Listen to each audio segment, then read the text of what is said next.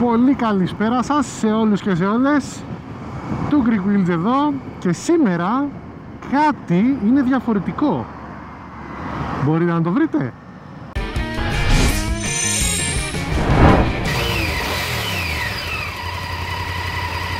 Και ναι, φυσικά για τους πιο ξυδερκείς ανάμεσά σας, δεν είναι μόνο ένα πράγμα που είναι διαφορετικό αυτή τη φορά, είναι δύο! Και ποια είναι αυτά? Καινούργια ζελατίνα για να αντικαταστήσει αυτή την μπίχλα, κιτρινίλα, αηδία φαμπή που ήταν σε αυτή τη μηχανή πάνω βέβαια 12 χρόνια, έτσι, εντάξει, τι να κάνουμε, δεν φταίει η ζελατίνα.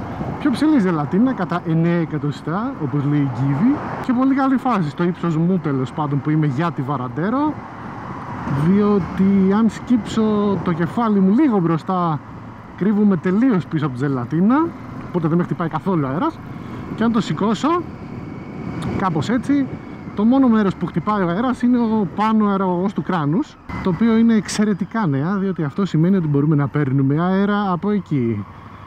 Και ναι, θα απαντήσω αμέσως, η ζελατίνα δεν είναι φημέ, διότι είναι η ζελατίνα του κράνους φημέ, οπότε είναι λίγο redundant που λένε και στο χωριό μου. Ο αγγλομαθής. Το αγγλομαθές είναι γίδι. Το δεύτερο πράγμα, που προφανώς θα το προσέξατε ως πρώτο πράγμα που έχει αλλάξει, είναι η θέση της κάμερας. Έχω βάλει λοιπόν την κάμερα στο πηγούνι του κράνους μετά από μια σύσταση από έναν πολύ ευγενικό subscriber. Ο λόγος που η κάμερα δεν ήταν από την αρχή στο σαγόνι ήταν λόγω της ζελατίνας. Γιατί θεωρώ ότι στη Βαραντέρο δεν θα βλέπα τίποτα. Δεν θα βλέπα τίποτα anyway. Ήταν τόσο μπίχλα και κίτρινη ζελατίνα που δεν βλέπεις τίποτα από μέσα. Τώρα όμως που είναι ωραία και διαφανής και καινούρια, είπα να το δοκιμάσω για να δούμε αν εσείς θα μου πείτε δηλαδή. Εγώ δεν είχα κανένα πρόβλημα στη δοκιμή που έκανα, δηλαδή δεν με χάλασε και τόσο να βλέπω κάπως μέσα από τη ζελατίνα. Εσείς θα μου πείτε αν σας αρέσει τελικά αυτό το field of view, όπως ξανά λένε και στο χωριό μου, ή προτιμάτε η κάμερα να είναι στο πλάι του κράνους. Άλλωστε δεν θεωρώ ότι και στο πλάι του κράνους, δηλαδή τόσο φαίνεται στην οθόνη το κράνος, δεν εμποδίζει και ιδιαιτέρως. Προφανώς αυτό είναι πολύ καλύτερο πλάνο, γιατί είναι πολύ κοντά στα μάτια μου το ύψος της κάμερας και βλέπετε ό,τι βλέπω, σχεδόν. Εσείς θα μου πείτε όμως, περιμένω comments και ό,τι αρέσει περισσότερο αυτό θα κρατήσω. Στην τελική μπορώ να κάνω οτιδήποτε θέλω από εδώ και πέρα, οπότε σε ό,τι μηχανή και να ανέβω μπορώ να κάνω motovlog με την ησυχία μου, είτε αυτή η ψηλή ζελατίνα είτε όχι. Για όποιον αναρωτιέται γιατί πήρα ψηλή ζελατίνα, να αλλάξουμε λίγο, να κάτσουμε και πιο ψηλά, θα δούμε πως φαίνεται και έτσι.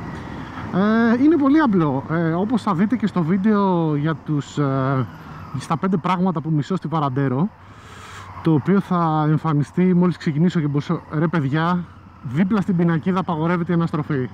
Δηλαδή τουλάχιστον να μην είναι πινακίδα. Όπως έλεγα λοιπόν, πάνω αριστερά σε μια κάρτα, αν δεν το ξεχάσω, διότι φαίνεται ότι το ξεχνάω συνέχεια να βάλω τα links που πρέπει, θα εμφανιστεί το βίντεο για τα 5 πράγματα που μισώ στη Βαραντέρο. Ένα από αυτά ήταν η ζελατίνα, διότι δεν ήταν θέμα μπίχλας και κιτρινίλας, ήταν θέμα ύψους, διότι είμαι και ψηλός εγώ, σχετικά, δεν είμαι πανύψηλος, αλλά θεωρώ τραγικό σε στην ουσία in essence που λένε και στο χωριό μου, είτε στο χωριό μου πολύ αγγλομαθείς οι άνθρωποι. Θεωρώ ότι μια μοτοσικλέτα η οποία είναι touring, style, whatever, πρέπει να έχει ψηλή ζελατίνα.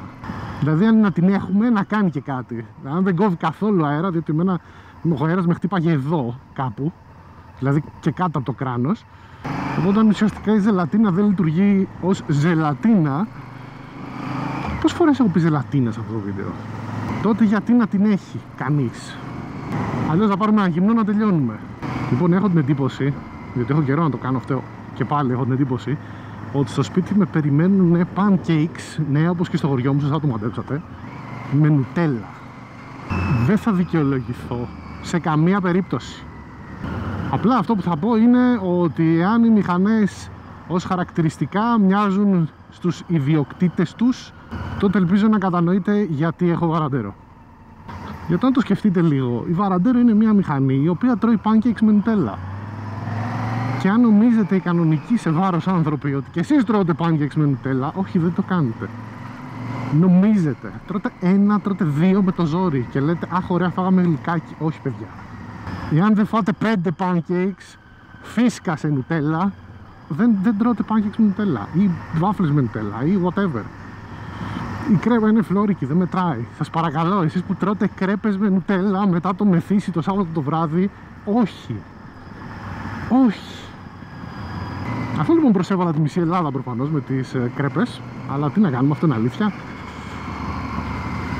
Αφού πας σε βάφλα και pancake δεν υπάρχει πια η κρέπα. Sorry παιδιά, αν θέλουμε να το κάνουμε σωστά, το κάνουμε σωστά. Και τελικά το μισό μου το vlog έγινε για φαΐ. Και τι φαΐ, νουτέλα. Το χάσει τελείως. Οι αλυτάμπορες του πάρκου. Wow. Αυτά λοιπόν από μένα. Αν σας άρεσε, πολύ ελπίζω να σας άρεσε το βιντεάκι. Κάντε subscribe, like και όλα τα συναφή τα ξέρετε. Πάντα όρθιοι, να είστε καλά. Θα δούμε στο επόμενο. Bye.